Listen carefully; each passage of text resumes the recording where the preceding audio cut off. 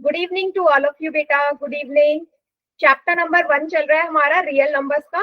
और last class में हमने देखा था कि how to prove root two is irrational, है ना। यही हमने समझा था कि रूट टू जो है वो इरेशनल है, और वो कैसे इरेशनल है ये हमने समझ लिया था, है ना। और मैंने आपसे भी बोला था कि जरूरी नहीं है कि एक ही बारी में आपको समझ में आ जाए, है ना, थोड़ा सा टाइम लगेगा बट समझ में आ जाएगा। ठीक है बेटा। अब उस चीज को समझने के लिए, क्योंकि आज हम ज्यादातर वही सवाल करने वाले हैं, क्योंकि उससे एग्जाम में क्वेश्चन आता ही आता है, तो उसको समझने के लिए बेटा आपको ना ये चीजें समझनी बहुत जरूरी है। देखो क्या क्या कॉन्सेप्ट आपको आने चाहिए। सबसे पहले बेटा आपको पता होना चाहिए थ्योरम 1.3 क्या कहती है। थ्योरम 1.3 क्या कहती है?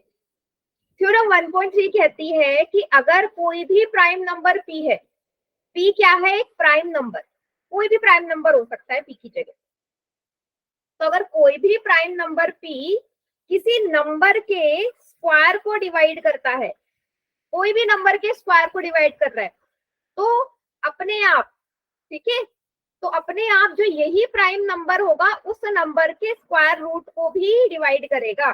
तो ए स्क्वायर का स्क्वायर रूट बेटा ए होता है। ठीक है, तो ये कहते हैं ये वाली थ्योरम जो कि हम यूज करने वाले हैं, यूज किया था हमने रूट टू को इरेशनल प्रूफ करने के लिए। अब इसको एक प्रॉपर एग्जांपल के साथ समझते हैं। लेट्स सपोज 3 एक प्राइम नंबर है, p की जगह 3 है। बेटा मान लो 3, देखो 3 आपको पता है 81 को पूरी तरह डिवाइड करता है। 3 81 को फुली डिवाइड करेगा ना, रिमाइंडर 0 आएगा, है ना। तो जो 3 होगा, जो गिवन नंबर है उसके स्क्वायर रूट को भी डिवाइड करेगा। अब 81 का स्क्वायर रूट क्या होता है? 81 का स्क्वायर रूट क्या होता है बताओ जल्दी? 9। 9। दैट मीन्स जो 3 है आप बिना देखे आंख बंद करके बोल दोगे कि अगर 3 81 को डिवाइड कर रहा है ना, तो 3 9 को भी करेगा। क्यों करेगा? क्योंकि जो 81 है उसका स्क्वायर रूट ही 9 होता है। सभी को क्लियर? ये हम यूज करने वाले हैं और हमने किया भी था इरेशनल प्रूफ करने के लिए। पहली चीज ये आपको आनी चाहिए। दूसरी चीज क्या पता होनी चाहिए? दूसरी चीज आपको पता होनी चाहिए को प्राइम नंबर्स क्या होते हैं। को प्राइम नंबर कोई बताएगा मुझे? व्हाट आर को प्राइम नंबर्स? को प्राइम नंबर्स क्या होते हैं? कोई भी बताओ मुझे। हाँ बताओ रोशनी।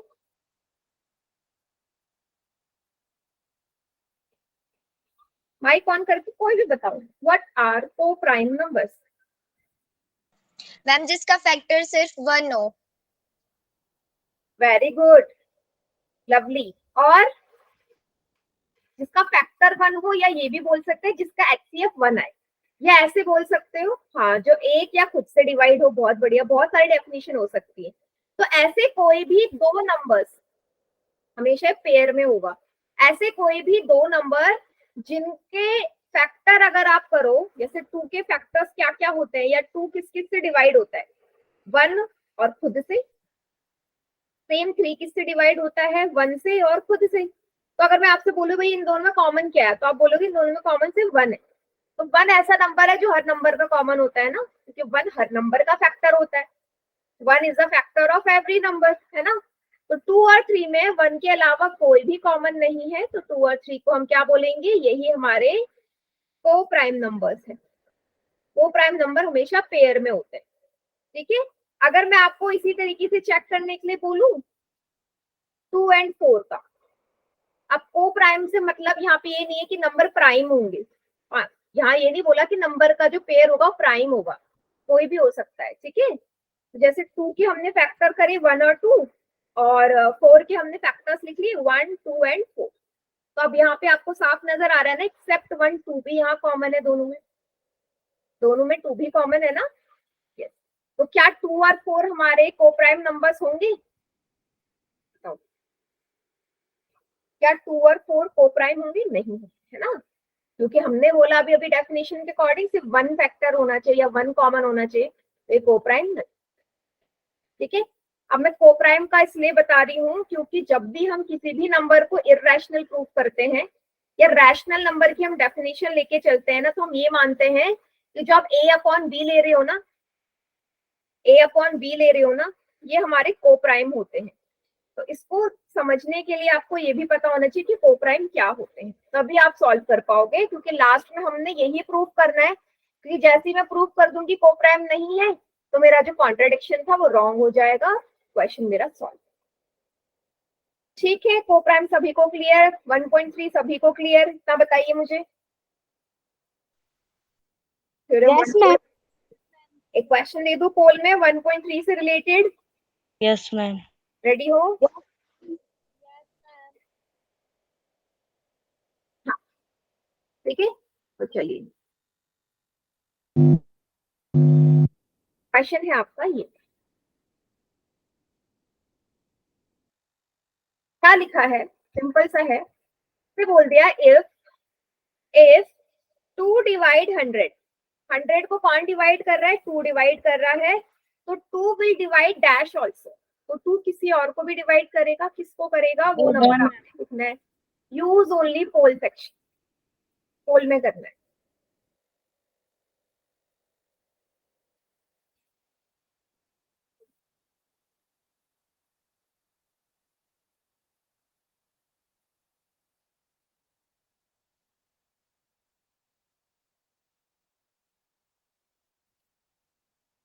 Done, ma'am.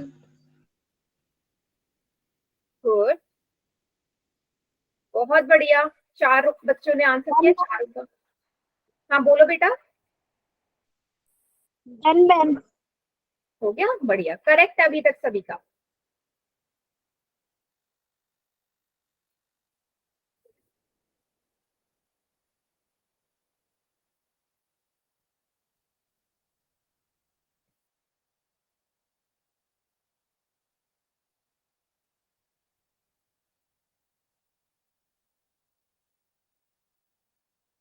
बहुत बढ़िया, ऐसे ही सवाल सॉल्व करते रहो, बहुत ही इजी सवाल है, थ्योरम 1.3 पे बेस्ड।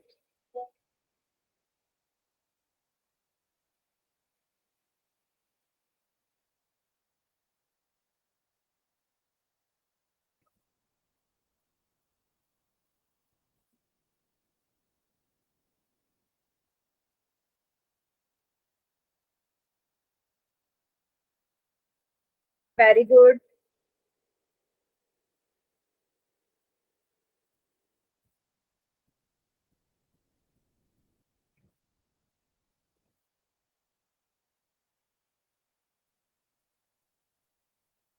इलेवन में से 8 बच्चों का आंसर एकदम करेक्ट है, बहुत बढ़िया।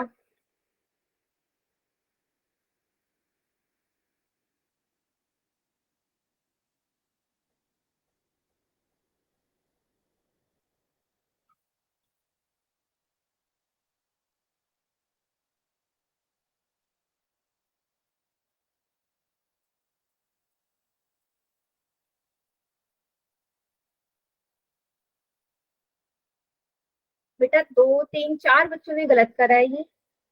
बेटा अगर ये थ्योरम नहीं समझी तो आप ये भी नहीं समझ पाओगे कि कोई भी नंबर को रैशनल कैसे प्रूव करना है, क्योंकि अभी मैंने समझाया ना थ्योरम 1.3 क्या बोलती है, उसी पे तो सवाल है सिंपल सा।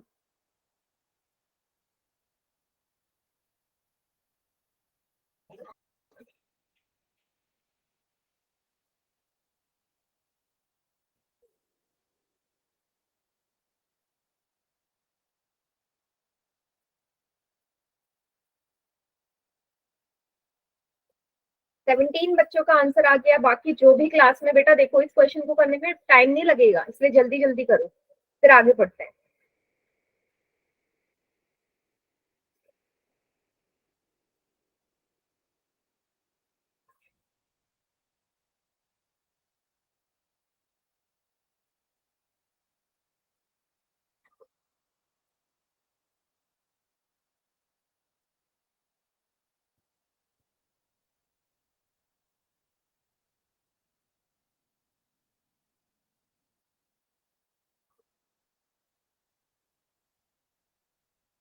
क्या मैं काउंट डाउन स्टार्ट कर दूं? Yes ma'am. ठीक है, मैम। चलिए, Okay, 5 ma'am. 4 3 2 1। 7 बच्चों ने आंसर गलत कर दिया बेटा ये। बाकी बच्चे चैट सेक्शन में बताइए क्या आएगा आंसर। मैम सी। एकदम करेक्ट, एकदम करेक्ट, बहुत बढ़िया। देखो क्या बोलती है थ्योरम 1.3, ये बोलती है कोई भी प्राइम नंबर, 2 एक प्राइम नंबर है, तो 2 किसको डिवाइड कर रहा है, बोला है ना 100 को कर रहा है, तो 2 किसको डिवाइड करेगा, जो यहाँ नंबर लिखा होता है उसके स्क्वायर रूट को भी, तो 100 का स्क्वायर रूट 10 होता है, तो बेटा 10 को भी करेगा। प्लीज सी इसका करेक्ट आंसर है। सभी को क्लियर? Yes, ma'am. ठीक है, चलिए ये आपको समझ में आना चाहिए, क्योंकि इसी का इस्तेमाल हम करेंगे प्रूफ करने के लिए रूट 5 इज इरेशनल। देखो जिसको पिछली क्लास में ये नहीं आया था ना कि रूट 2 इरेशनल है, जैसे रूट 2 इरेशनल है वैसे रूट 5 को प्रूव करोगे, वैसे रूट 3 को करोगे, रूट 7, रूट 10, ऐसी सभी को करोगे। तो रूट 5 को देखते हैं, जरा ध्यान से देखना क्या करना है। तो सभी क्वेश्चन का एक ही तरीका है, हर सभी क्वेश्चन को करने का सेम फॉर्मेट। सबसे पहले जो चीज प्रूव करनी है उसका उल्टा मान लो कि वो है, इरेशनल करना है ना, तो क्या मान लो कि रूट 5 क्या है, इज रैशनल। भाई इरेशनल प्रूव करना है ना, तो हम ये मान लेते हैं कि रूट 5 एक रैशनल नंबर है, ऑपोजिट लेना होता है। ठीक है, ऑपोजिट लेना होता है। चलिए 1 मिनट देना।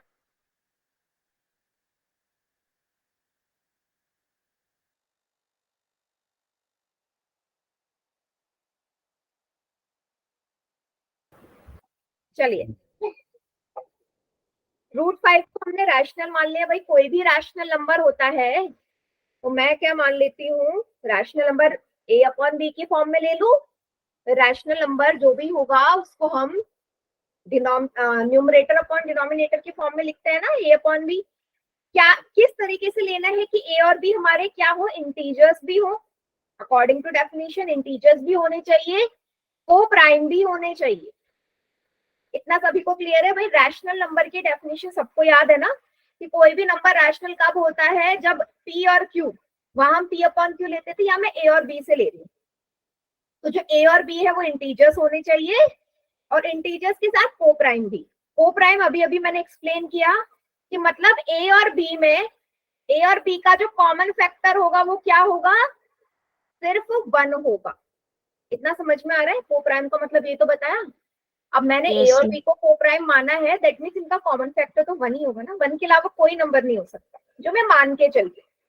ठीक है, हम यह भी लिख सकते हैं HCF of A and B is 1. हाँ इतना समझ में आया? पहले बताओ सभी को, पहली चीज Yes, ma'am. ये मुझे मान के चलो। Yes, आगे क्या करेंगे, आगे क्या करना है, दोनों साइड है ना, यहाँ पे 2 साइड नजर आ रही है, एक ये एक ये, दोनों साइड कर दो स्क्वायरिंग। क्या लिखोगे, स्क्वायरिंग बोथ साइड्स। तो रूट 5 का square equal to a upon B का होल स्क्वायर। रूट 5 का स्क्वायर 5 होगा, सेम नंबर का स्क्वायर रूट में है तो रूट हट जाता है, a का स्क्वायर a स्क्वायर, b का स्क्वायर b स्क्वायर। यहां तक सभी को समझ में आ गया? yes, ma'am. स्क्वायरिंग करी मैंने सिंपल। Yes. ठीक है, चलिए अब क्या करना है, क्रॉस मल्टीप्लाई करना आता है सभी को। 5 के नीचे कुछ नहीं है, 1 मान लो।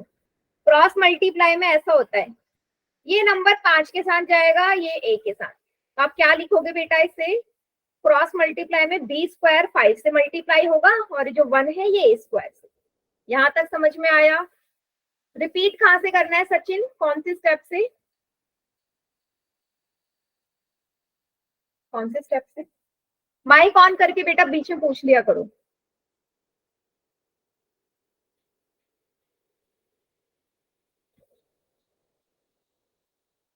सचिन जल्दी बताओ बेटा, कौन से स्टेप से करना है? शुरू से बेटा, जब मैं शुरू में कर रही थी तब आपने बोला क्यों नहीं? मैं यहाँ तक आ चुकी हूँ ना, स्टार्टिंग में बोला करो, क्योंकि क्वेश्चन फिर सबको समझ में आ जाता है, फिर एक बच्चे के लिए स्टार्टिंग से करना पॉसिबल नहीं। अभी फिलहाल सुन लो, मैं रूट 3 को जब करवाऊंगी ना तब दोबारा समझ लेना, अभी यहाँ से देखो इसे, क्योंकि रूट 5, रूट 3, रूट 2 सबका सेम स्टेप है। ठीक है सचिन, आगे बढ़ते हैं फिलहाल। तो बेटा 5 को b स्क्वायर से मल्टीप्लाई करोगे 5b स्क्वायर आएगा, और a स्क्वायर को 1 से करोगे तो a स्क्वायर आएगा। यहां तक समझ आ गया? मैं हर एक स्टेप में पूछ रही हूँ, इसलिए बताओ, यहाँ तक आ गया? सभी को क्लियर है? Yes, ma'am. ठीक है, बस। अब बेटा यहाँ से क्या करना है आगे, आपने देखेगा ये वाला जो है ना, आप यहाँ पे ये कर सकते हो, बी स्क्वायर की जो वैल्यू आएगी बेटा वो ए स्क्वायर अपॉन 5 लिख सकते हो। 5 यहाँ बी स्क्वायर के साथ मल्टीप्लाई में उधर जाएगा तो डिवाइड होगा, ऐसा लिखा है Yes, ना, ma'am. 5 into B square is equal to A square.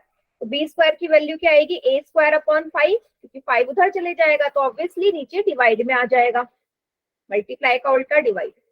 ठीक है, इसको मान लीजिए फर्स्ट इक्वेशन। यहां तक सभी को क्लियर, देख लीजिए। Yes,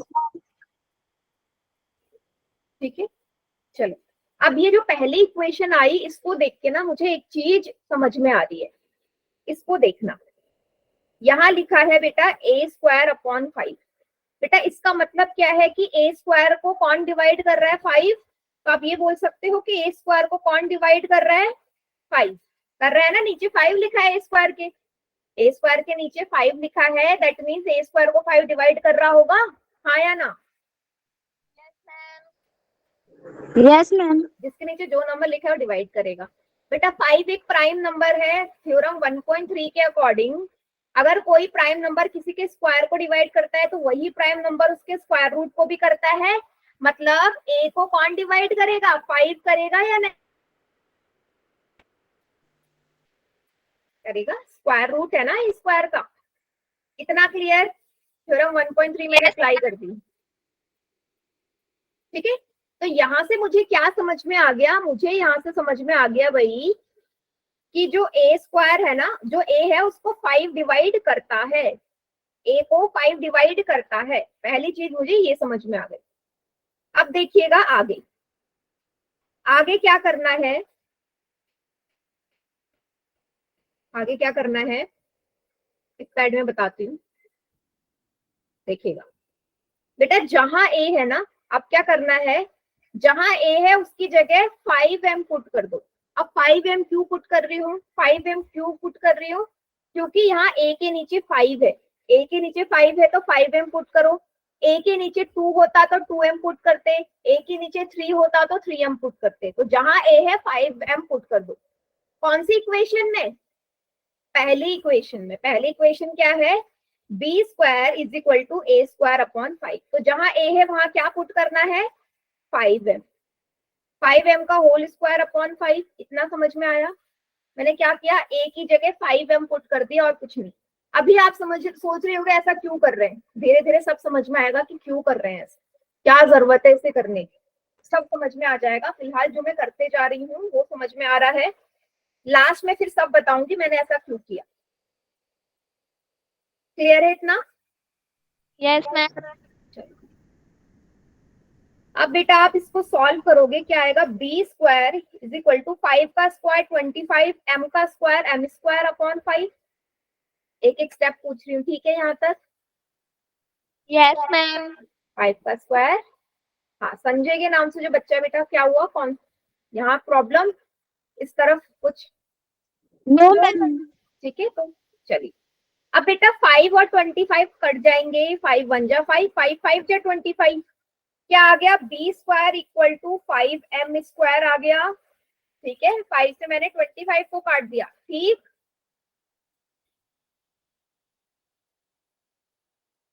बताओ, देख लो एक बार फिर से, कोई जल्दी नहीं है मुझे।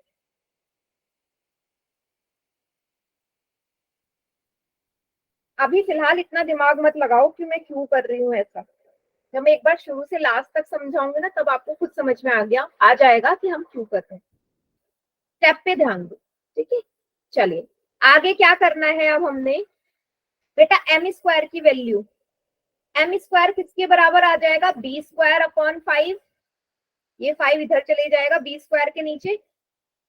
इतना समझ में आया, M square is equal to B square upon 5, जैसे वहां किया था, ए स्क्वायर के नीचे 5 लेके गए थे तो यहाँ पे भी बी स्क्वायर के नीचे 5 ले जा लो, इक्वेशन 2 बन गई। अब जैसे इक्वेशन 2 बनी, इस चीज से आपको क्या समझ में आ रहा है, इससे ये समझ में आ रहा है कि भाई बी स्क्वायर को कौन डिवाइड कर रहा है, 5, तो 5 किसको डिवाइड करेगा, बी को करेगा या नहीं, जो हमने थ्योरम 1.3 लगाई थी अभी थोड़ी देर पहले करेगा। ए के लिए। इतना समझ में आया? मैंने थ्योरम 1.3 दो बार लगा दी, एक बार ए के लिए लगाइए, एक बार बी के लिए लगाइए। इतना क्लियर सभी को? Yes, ma'am. Yes, ma'am. चलिए, अब ये जो दो चीजें आपको नजर आ रही है यहाँ पे बेटा, ये वाली, आप ये बोलोगे since A is divisible by 5 and B is also divisible 5, दोनों ही 5 से डिवाइड हो रहे हैं ना, A और B दोनों ही 5 से डिवाइड हो रहे हैं, तो क्या आप ये बोल सकते हो कि A और B का कॉमन फैक्टर 5 होगा?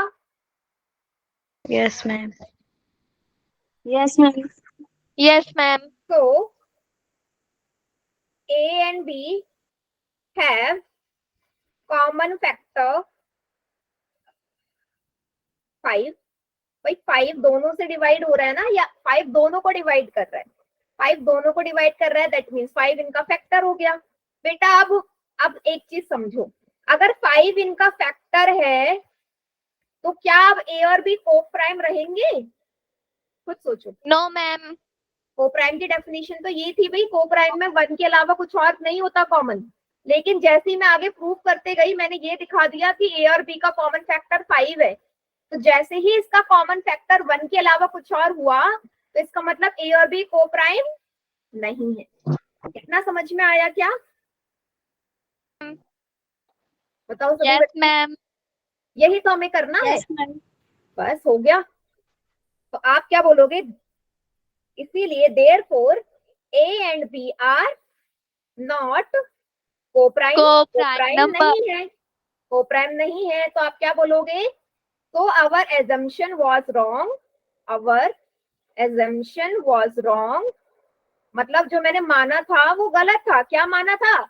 कि रैशनल नंबर है। √5 को तो प्रूव करते जा रही हूँ ना, √5 के बराबर में A अपॉन B है, उसी को मैंने प्रूव कर दिया।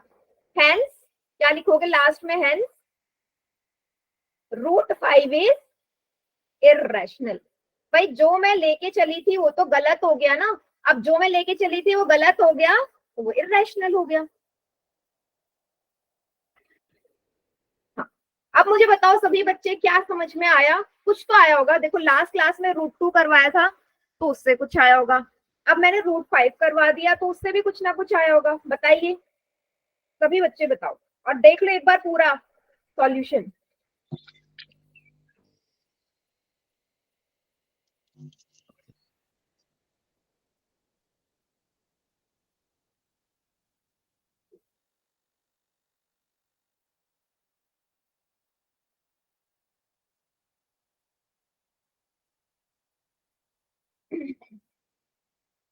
अच्छे से आ गया? बहुत कुछ आ गया, चलो अच्छी बात है। अब देखना सेम इसी फॉर्मेट में मैं √3 को प्रूव करती हूँ। √3 को अब देखना, यहाँ पे ना मैं कुछ कुछ चीजें रब कर रही हूँ, मैं पूरा हटा नहीं रही हूँ। यहाँ पे थोड़ी थोड़ी चीजें है ना, उनको मैं हटा रही हूँ, जरा देखिएगा, क्योंकि √3 भी सेम ऐसी होगा। तो जहां √5 नजर आ रहा है वहां मैं √3 लिख रही हूँ, और फिर आप लोग मुझे बताना कि क्या समझ में आ गया या नहीं। देखिएगा, आपको कुछ नहीं करना, जहां √5 है वहां √3 लिखना है। √3 को रैशनल मान लिया, √3 A अपॉन B के बराबर हो गया, फिर आप दोनों साइड स्क्वायरिंग कर दोगे, √3 का स्क्वायर यहाँ आ जाएगा 3 अपॉन A। तो बस जहां 5 है वहां पे क्या करना है? वहां आपने 3 पुट करना है, जहां पे भी 5 आए, बस आपका क्वेश्चन सॉल्व।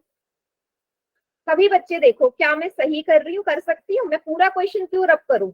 मुझे तो जहां 5 है वहां 3 पुट करना है, और अगर √2 को पुट करना होता तो मुझे जहां 5 नजर आ रहा है वहां 2 करती, जहां 5 आ रहा है वहां 2 करती। देख लीजिए, तो यहाँ A की जगह में 3m पुट करूंगी। अब देख लीजिएगा मैं क्या कर रही हूँ, ठीक है। 3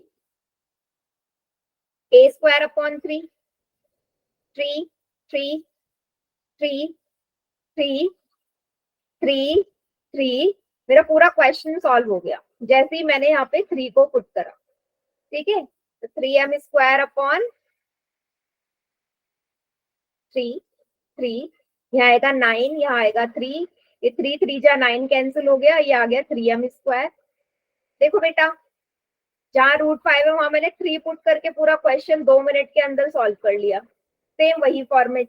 तो मैंने आपको बताया था ना, हाँ बस आपको स्टेप याद करना है। अब स्टेप याद भी नहीं करने, स्टेप याद भी नहीं करने। अब देखना है जो मैंने स्टार्टिंग से लेके एंड तक किया है इसका मोटिव क्या था, मतलब मैं ऐसा क्यों कर रही हूँ।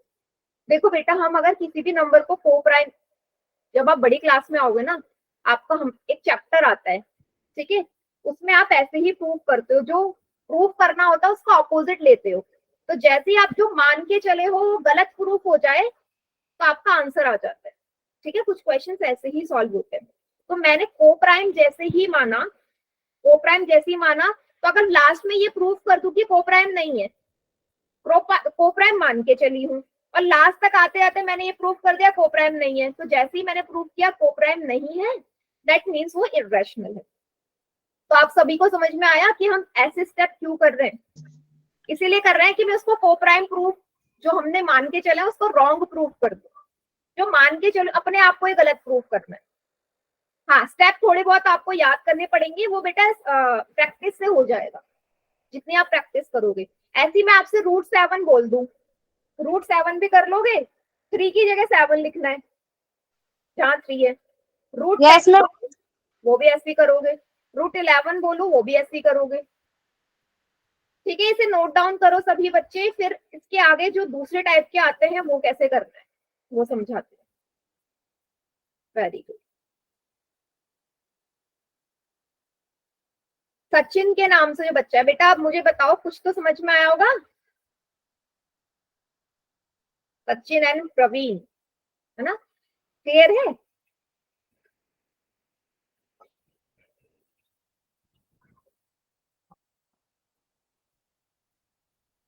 Very good. क्या सभी ने ये नोट डाउन कर लिया, आगे बढ़ू मैं।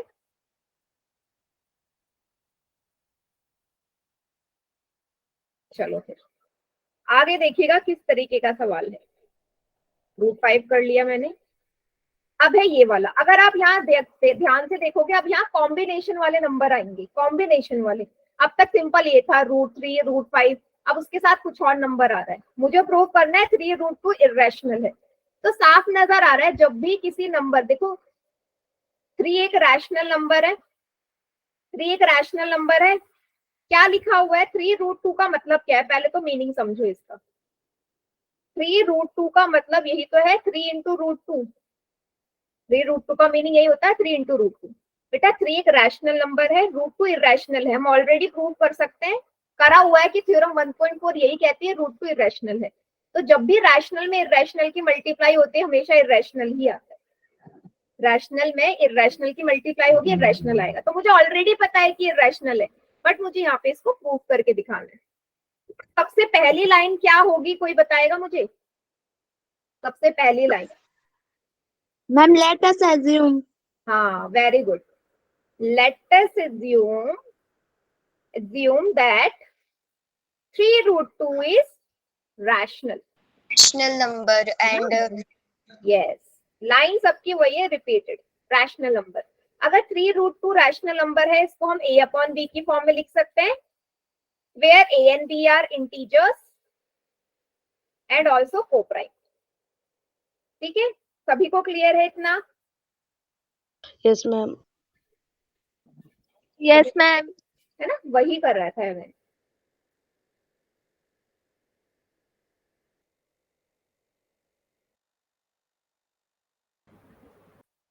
ठीक है, हाँ। अब क्या करना है, ये जो यहाँ पे रैशनल नंबर है ना, ये जो 3 है ना, इसको यहाँ से रिमूव करना है। 3 को रिमूव करोगे तो 3 किस तरफ चले जाएगा, a/b की साइड ले जाओ। तो क्या हो जाएगा बेटा, 3 यहाँ मल्टीप्लाई में यहाँ नीचे आ जाएगा 3 इंटू b। बताओ, जो भी नंबर है वहां पे रूट में, उसके साथ में जो भी नंबर है उसको दूसरी साइड ले जाना होता है ना। वो क्यों ले जाना है वो भी आपको समझ में आ जाएगा। इतना क्लियर, 3 को उधर ले गए, 3 मल्टीप्लाई में है तो नीचे आके डिवाइड हो जाएगा। तो ये बन गया √2 is equal to a/3b, a/3b। अब मुझे एक चीज बताओ, अगर a और b इंटीजर है, a और b इंटीजर है, मान लो a 1 है और b 2 है, इंटीजर कोप्राइम दोनों है। बेटा अगर मैं a मैंने मान लिया 1 है b 2 है, अब मैं इसमें 3 की मल्टीप्लाई कर रही हूँ, ये क्या आया 1/6। तो बेटा ये जो 1/6 आएगा ये भी इंटीजर होगा ना भाई, ये जो 3 से मल्टीप्लाई करते ही ये भी फिर भी तो इंटीजर ही रहेगा, फिर भी तो इंटीजर रहेगा, फिर भी तो कोप्राइम ही रहेगा, या चेंज हो जाएगा? सोचो, मैंने एग्जाम्पल मान लिया कि a/3 भी था, a भी हमने इंटीजर माना है। अब इंटीजर में नीचे में b के साथ 3 की मल्टीप्लाई कर रही हूँ, तो जैसे 3 की मल्टीप्लाई करी तब भी तो वो इंटीजर ही रहेगा ना, चेंज तो होगा नहीं। यस और नो? इंटीजर ही रहेगा। ठीक है, ठीक है, इतना समझ लो। अगर ये इंटीजर है और कोप्राइम ही है, दैट मीन्स आपको ये ऑलरेडी पता है, अभी हम मान के चले ना रैशनल है, मीन्स आपको पता है, हमको ये पता है सिंस a/3b इज रैशनल, ये ऑलरेडी रैशनल नंबर है। अगर ये रैशनल है तो इसकी इज इक्वल टू में √2 है, ये भी रैशनल होगा। therefore √2 is rational, also rational number होगा या नहीं? भाई जब √2 के इज इक्वल टू में रैशनल नंबर है तो इसी के बराबर में है ना, दोनों आमने सामने है, दोनों नंबर आमने सामने है, तो वो अगर एक रैशनल है तो दूसरा भी रैशनल होगा ना, होगा या नहीं? भाई ऐसे लिखा है ना, √2 इज इक्वल टू a/3b। अगर ये रैशनल है तो ये भी तो रैशनल हो जाएगा, अगर ये इरैशनल है ये भी इरैशनल होगा, ये रैशनल है ये भी रैशनल होगा, क्योंकि दोनों लेफ्ट हैंड साइड और राइट हैंड साइड में लिखे गए, तो जो लेफ्ट हैंड साइड होगा वही राइट हैंड साइड होगा। इतना समझ गए आप? इतना समझ गए? हाँ बिल्कुल होगा। लेकिन जरा सोचो, थ्योरम 1.4 में हमने क्या पढ़ा था? बट we know that ना, we know that √2 is irrational number। भाई हम तो ये ऑलरेडी जानते हैं कि √2 एक इरैशनल नंबर है, जानते हो ना, प्रूफ कर चुके हो।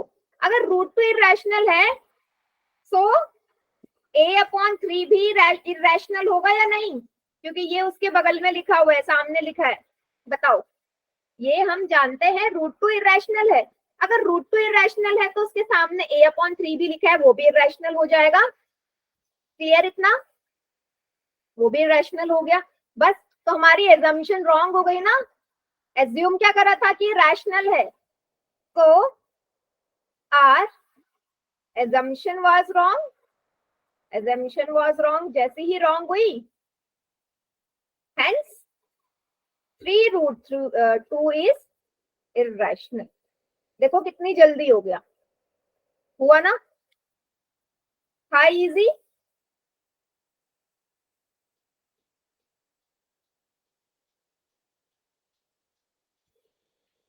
यस, नहीं बेटा जरूरी नहीं है, लवली, ये भी मैं आपको आगे एक्सप्लेन करूंगी कि जो इनके ऑपरेशन होते हैं उनमें क्या फर्क आता है।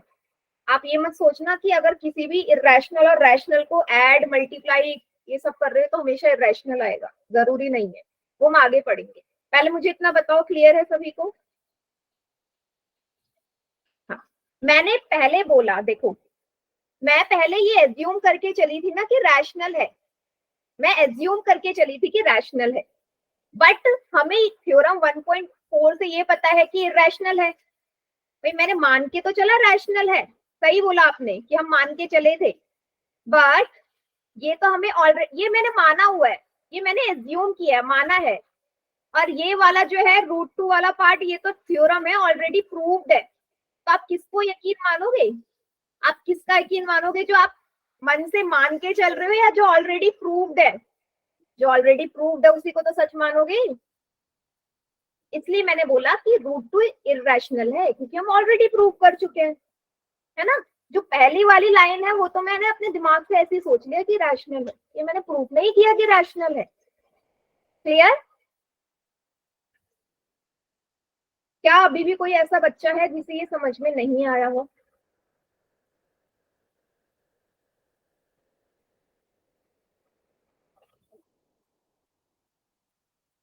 चलिए, अब मैं क्या कर रही हूँ ना, आपको कुछ ऑपरेशंस करवा रही हूँ। ऑपरेशंस है रैशनल और इरैशनल की, देखिएगा ध्यान से, आप लोग ही मुझे आंसर करोगे। मैं आपसे बोल रही हूँ rational number plus irrational number मुझे क्या देंगे? रैशनल देंगे या इर्रेशनल नंबर देंगे? irrational, सोचो सोचो। irrational, हमेशा, ऑलवेज, yes ma'am, एकदम सही। ठीक है, आप खुद सोच लो कि भाई मैंने रैशनल लिया 3, इर्रेशनल लिया √2। भाई इसको ये जब आपको पता है जोड़ने के लिए दोनों नंबर सेम होने चाहिए ना, या तो दोनों जगह रूट वाले हो तो जुड़ सकते हैं, या दोनों जगह बिना रूट वाले हो तो जुड़ सकते हैं। तो जब ये ऐड ही नहीं हो सकते दैट मीन्स ये तो इर्रेशनल है ना। जहाँ पे भी रूट वाला नंबर दिखा वो इर्रेशनल। क्लियर है? ये ऑलवेज होगा, ऑलवेज होगा। इसका मतलब अगर मैं आपको ऐसे ऑप्शन दे दूं ना, मैं बोल दूं कि भाई मुझे बताओ 5 प्लस रूट रूट 6 मेरा क्या है, रैशनल है इरेशनल? आप डायरेक्ट इरेशनल बोलते हैं, डायरेक्ट इरेशनल, है ना। कब देगा बेटा है रैशनल? लवली, रैशनल मुझे कब मिलेगा? कौन सी कंडीशन है? कोई एग्जांपल दे सकते हो? मैम आपने ही तो बोला था कि मतलब कभी कभार ऐसे operation irrational plus Yes. Rational भी एडिशन हो एंड सकता सब्ट्रैक्शन, एडिशन एंड सब्ट्रैक्शन में नहीं होता। ठीक है, है। मैम आपने सारे पहले बताया। ऑपरेशंस में, हाँ सारे ऑपरेशंस में नहीं होता।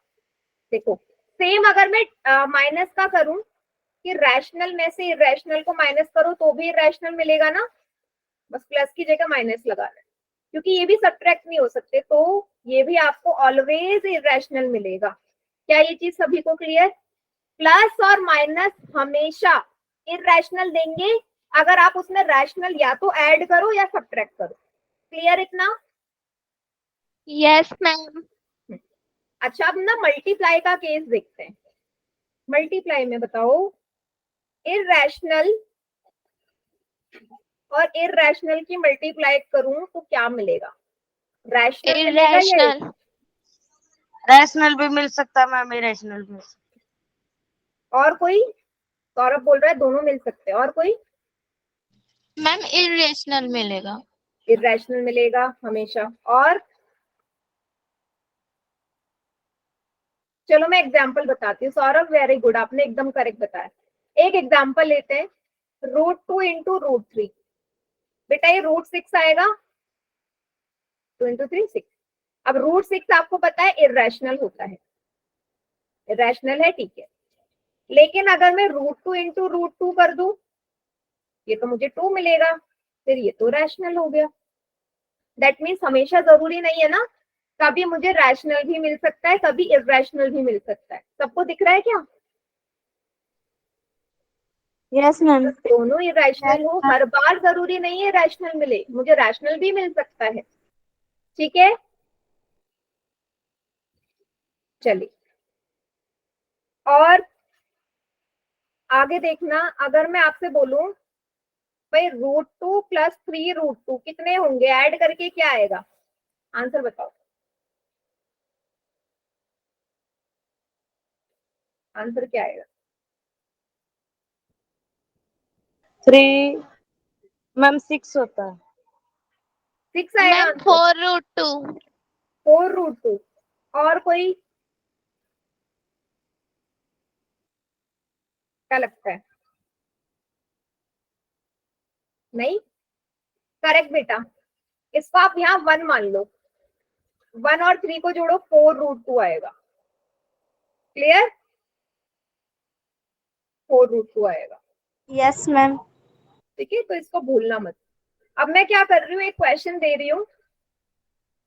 ठीक है, क्वेश्चन दे रही हूँ आपको, मुझे ऑप्शन चैट सेक्शन में बताना है कौन सा सही है। आपको बताना है कि कौन सा नंबर इररेशनल है, which of the following is irrational. Irrational number find out करना है। 4 ऑप्शन है। पहला है √9, दूसरा है आपका √4 प्लस 2, तीसरा है आपका √2 इंटू √2, और चौथा है आपका √80। कौन सा नंबर इररेशनल है इसमें?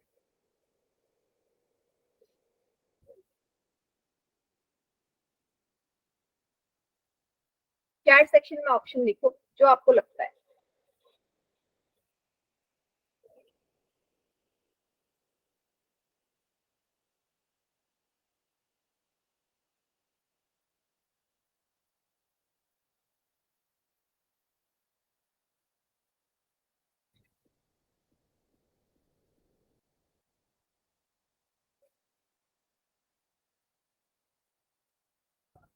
डी सभी डी बोल रहे हो, सी भी बोला एक बच्चे ने। चलो देखो, जब भी ऐसा सवाल आए तो आपको सॉल्व करना है। √9 मीन्स 3 होता है ना √9 किस नंबर का स्क्वायर रूट है? 3 का। 3 तो एक रैशनल होता है नंबर, ये तो नहीं है। √4 मतलब क्या है? √4 मतलब 2 होता है। 2 + 2 कितना आया? 4, ये भी रैशनल हुआ। √2 इंटू √2, अभी मैंने बताया जब दोनों नंबर सेम हो रूट में, रूट हट जाता है, ये 2 आया, ये भी रैशनल है। √18 बेटा, √18 मतलब होता है आपका क्या? अगर इसका प्राइम फैक्टराइजेशन करो 18 का, 9 जा 3, 3 जा 3, 1 जा, तो क्या आएगा? 2 इंटू 3 इंटू 3, दो का पेयर सिर्फ 3 का है, ये बाहर, अंदर √2 रहेगा, इसका मतलब है 3√2। और अभी थोड़ी देर पहले हमने प्रूफ किया है ना 3√2 इर्रेशनल है। थोड़ी देर पहले आपने ये तो प्रूफ करा 3√2 इर्रेशनल है। तो कौन सा ऑप्शन सही है? Option number D. क्या ये सभी को क्लियर है? क्लियर है, तब मैं क्वेश्चन दूंगी पोल में। बताओ, जब भी ऐसे सवाल आए आपको उसको सॉल्व करना पड़ेगा, क्योंकि जरूरी नहीं है जो देख के लगे वो उसका आंसर हो।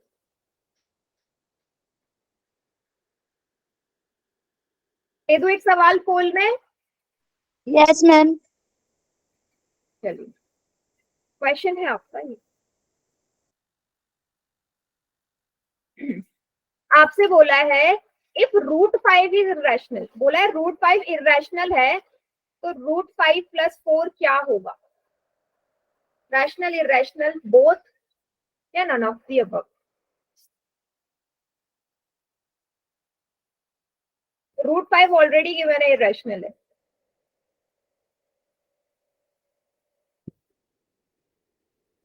पोल में करना है सभी को।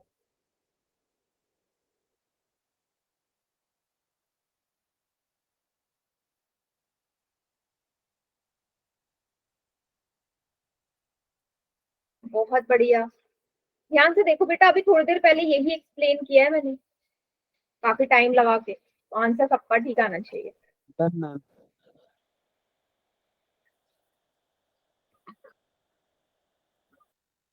Very good. होगा मैम। 8 में से 6 बच्चों का ठीक है।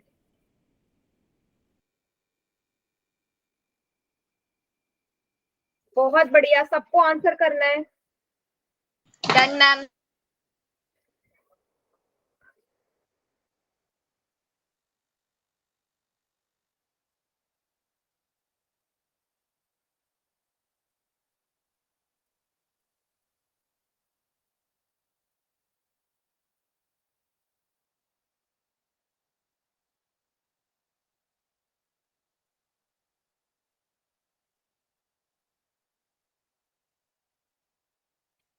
बहुत बढ़िया, 11 में से 8 का ठीक है। वेरी गुड, सिंपल सा सवाल है।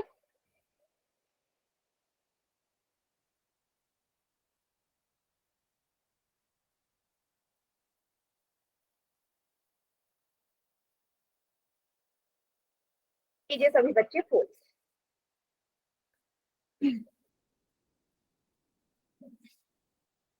बेटा बहुत बच्चे गलत भी कर रहे हैं, 5 बच्चों ने गलत कर दिया।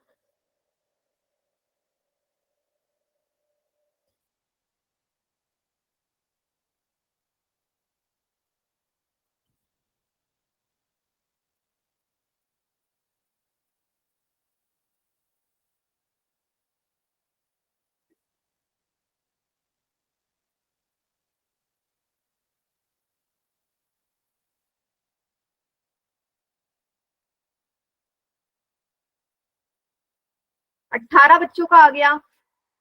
क्या मैं काउंट डाउन स्टार्ट कर दूं? बताओ मुझे। ठीक है, कर दूं ना? चलिए, 5 4 3 2 1। बताओ क्या है? बहुत ही सिंपल सवाल था। क्या है ये? Rational, irrational? रैशनल। यस, ये एक इर्रेशनल नंबर है बेटा। जब भी आप इरेशनल नंबर में 4 एक रैशनल नंबर ऐड करते हो, मैंने बताया था इरेशनल ही आएगा, क्योंकि दोनों ऐड हो ही नहीं सकते। जब दोनों ऐड नहीं होंगे, वो रूट में रहेगा, रूट वाला विदाउट रूट में ऐड नहीं होगा, तो इरेशनल रहेगा। क्लियर है सभी को? Yes ma'am. ठीक है, एक और क्वेश्चन दे रही हूँ, Yes. रेडी? Yes ma'am. ठीक है, फाइंड आउट करिए फिर से। देखो ये आपका प्री बोर्ड में आया हुआ क्वेश्चन है 2022, मतलब पिछले साल ही। तो आपको इसमें क्या बताना है, इरेशनल नंबर कौन सा है। तो ध्यान से सॉल्व करके करना, सॉल्व करके, ये आपको देखते ही पता नहीं चलेगा, इसमें आपको सॉल्व करना पड़ेगा। हो गया ma'am.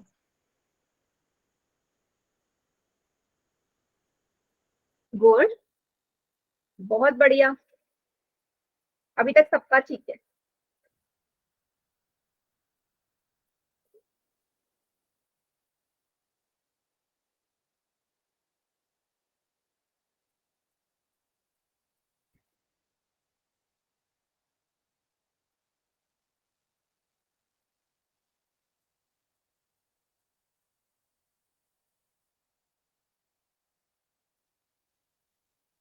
Done ma'am. Done ma'am. 9 में से 10 में से 8 का ठीक है, बहुत बढ़िया, ma'am. Done, ma'am. Very good.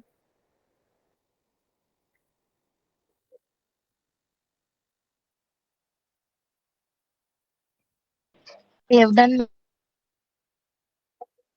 Very good बेटा।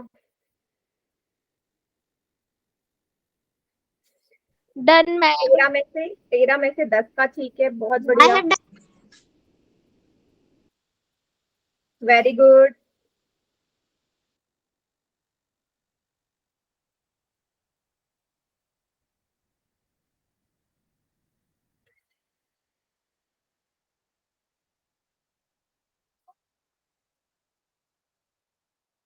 गुड, 13 बच्चों का आंसर आ गया है।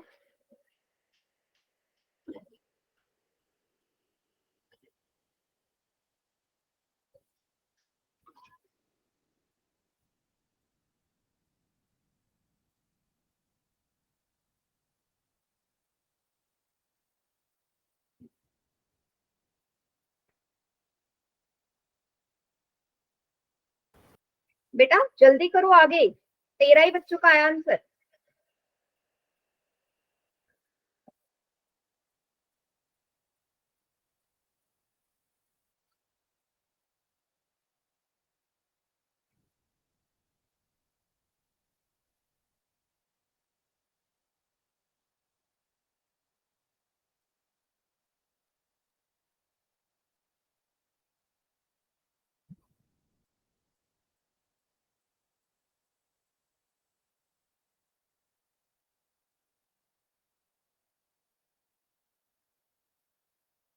क्या मैं काउंटडाउन स्टार्ट कर दूं, बताओ जल्दी से। Yes ma'am. Yes, yes ma'am. Ma'am. चलिए, 5 4 3 2 1, बताओ बताओ कौन सा ऑप्शन सही है। सी है मैम। C.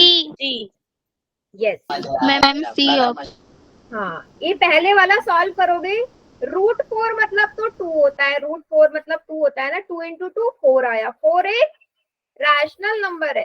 √9 3, √9 3 का स्क्वायर रूट होता है, ये भी रैशनल है। लास्ट वाला मैंने एग्जांपल में करवाया था, √4 मतलब 2, 2 + 2 4 आया, ये भी रैशनल है। तो यही बच गया ना, आपको पता है √3 इरेशनल है, तो रैशनल प्लस इरेशनल हमेशा इरेशनल होता है, तो ऑप्शन सी इसका करेक्ट आंसर है। सभी को क्लियर बेटा ये क्वेश्चन? Yes ma'am. हाँ, तो बेटा ये चैप्टर ना हमारा लगभग फिनिश हो चुका है। नेक्स्ट क्लास में ना हम कुछ प्रीवियस ईयर क्वेश्चन पेपर करेंगे, मतलब जो आपके बोर्ड में आए हुए पेपर हैं चैप्टर 1 से रिलेटेड क्वेश्चन। ठीक है, फिर उसके अगले क्लास में Okay, हम नया ma'am. Chapter start, second chapter.